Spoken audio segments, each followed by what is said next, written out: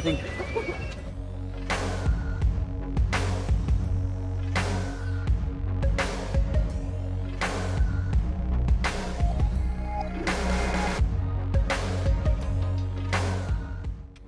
Hello, fellow travelers and lovers of life. Planning a trip to another country is so exciting, but figuring out how to get around when you're there can be confusing. So I'm going to give you your different options for getting around Mexico. Let's dive right into it. I'll begin with the most expensive and go in that order. Renting a car. I actually don't recommend this mode of transportation in Mexico. It can be expensive, and with the mandatory insurance, the cost really increases. Nevertheless, this can be an effective way to get around when you are far out and have limited time to deal with rides or buses, like when you are in Cozumel and want to see the ruins or get around the island. However, there are a plethora of other great ways to get around Mexico that will save you so much money. To start the list, you can take a taxi. After renting a car, taxis are the most expensive way to get around Mexico. However, it's actually quite cheap compared to how much taxis cost back home. For example, you can get to most places around the city for at most $5 each way, and can go to neighboring towns, say an hour away, for $20. It's also super easy to take a taxi. They are waiting on most corners, and you get in and tell them where you want to go, and they will give you a set price. In many cities in Mexico, you usually cannot barter with taxi drivers as they have set zone prices. So whatever amount they say is the final price. Believe me, I've tried. Be sure you have cash on you, and the more exact cash you have, the better, because they don't always have change. Taking a taxi is a great option when you don't have internet on your phone, you're in a hurry, or you can't find another way to go. Another great option is Uber. This is generally cheaper than taking a taxi. However, you will need data on your phone plan in Mexico to use the app when you go. So if you plan on taking Ubers, be sure to call your cell company before you go and make sure data in Mexico is on your plan. Taking Ubers is nice because you don't have to worry about having cash on you, and you don't have to worry about converting currency in your head, as the transaction will come out of your account through the Uber app, just like back home. Also, you don't have to worry about bartering with the driver for the cost of the ride. However, once you're out of the main city areas, internet is spotty and sometimes doesn't work at all, so you may be able to go to small towns in an Uber, but most likely will not be able to get an Uber on the way back. So keep that in mind and ensure you have cash on you for a taxi. The next way to get around Mexico, and by far my favorite way for longer distances, is through the inDriver app. To use inDriver, be sure you have data when you go so you can use the internet to get a car. Next, open the app and put in your location, where you want to go, and offer the price you want to pay. To figure out what price to offer, you can ask a taxi driver how much it costs to get to your desired location, and then offer the inDriver a little less. inDriver is generally cheaper than both Ubers and taxis.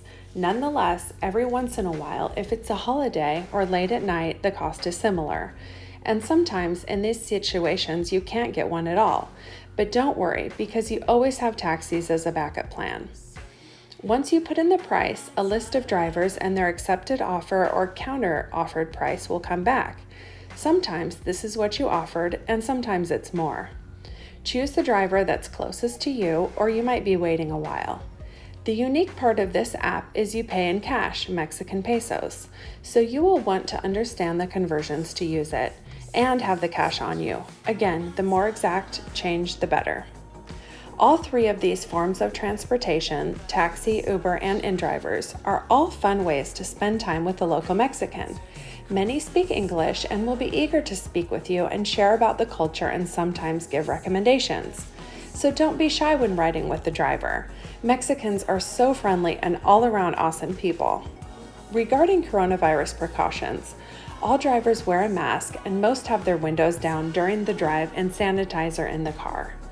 The next mode of transportation is the city bus, or bus from city to city.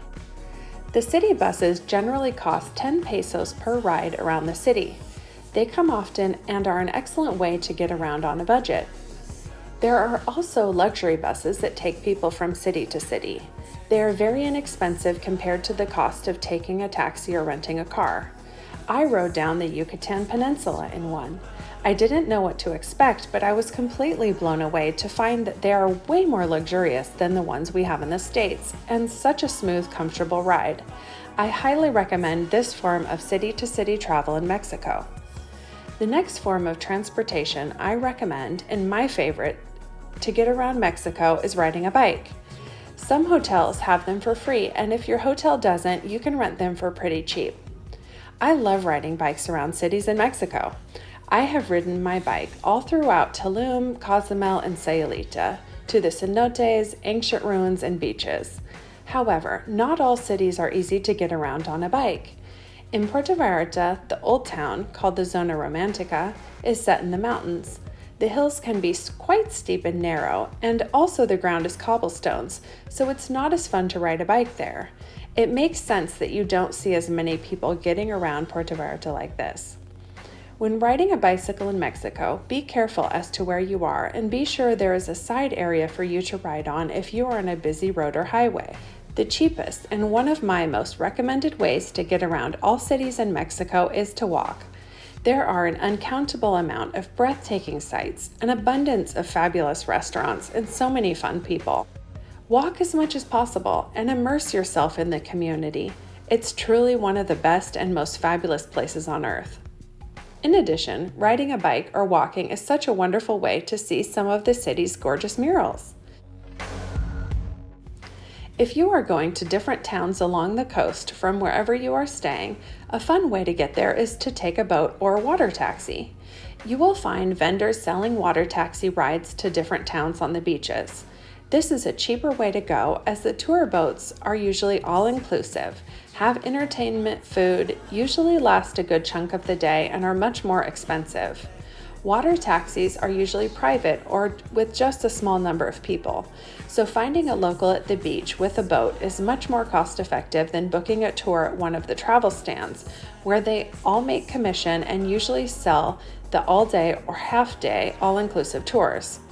My hot tip and favorite way to get to other cities or islands up or down the coast from where I'm staying is to take an inDriver to a city close to it and a water taxi from there. This is exciting and greatly decreases your total price. If you are going to bigger islands off the coast of Mexico, like Cozumel or Isla Mujeres, you will most likely take a ferry. They are super fun, safe, pretty inexpensive, and give you dazzling views. Taking a ferry at sunset or sunrise is a magical date idea. However, be prepared for the waves and bring ginger or Dramamine if you get sick easily. You will also see locals getting around towns in Mexico on golf carts, ATVs, motorcycles, packed in the back of open-air trucks, private boats, and so many other ways. Hope this helps you be prepared on your next trip so you can enjoy your holiday to the fullest. Let me know in the comments if you have any travel topics you'd like to see a video on. Give us a like, comment, and subscribe to our channel for more. Thanks for watching, and cheers to happy living!